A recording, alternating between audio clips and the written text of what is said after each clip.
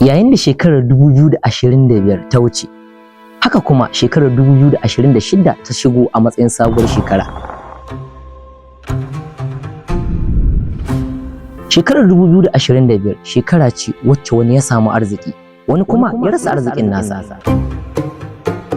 Shekara ce wacce wani ya rasa rayuwarsa, wani kuma a shekarar aka haife sa. Shekara ce wacce ta sauya akalar ƙasar nan gabaki ɗaya. Shekara ce wacce ta zo wa ɗan Najeriya da sabbin abubuwa a cikin rayuwarsa.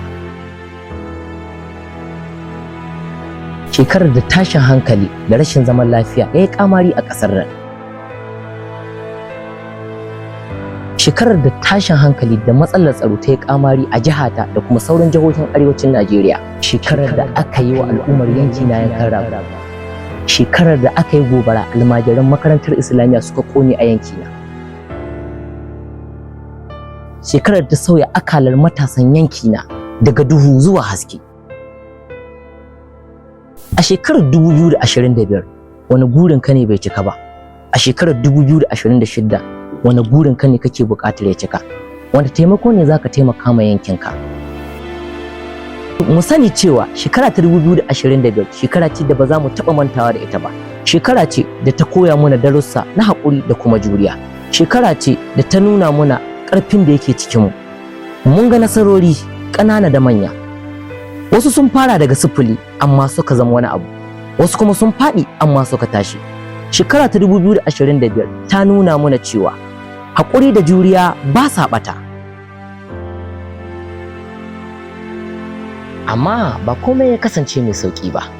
Mun fuskanci ƙalubale, rasa dama, tsoron gaba da kuma lokacin da muka kusa yanke ƙauna. Sai dai ga abin da muka koya. Ƙalubale ba ƙarshen hanya ba ne.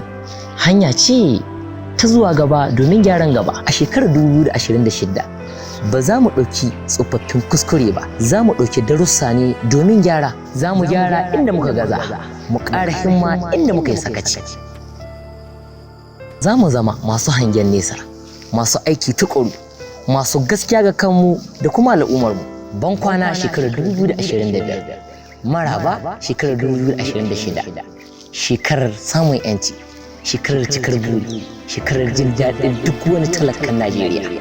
Muna roƙon Allah ya ba mu zaman lafiya mai ɗaurewa a jihohin ƙasar nan gabaki ɗaya.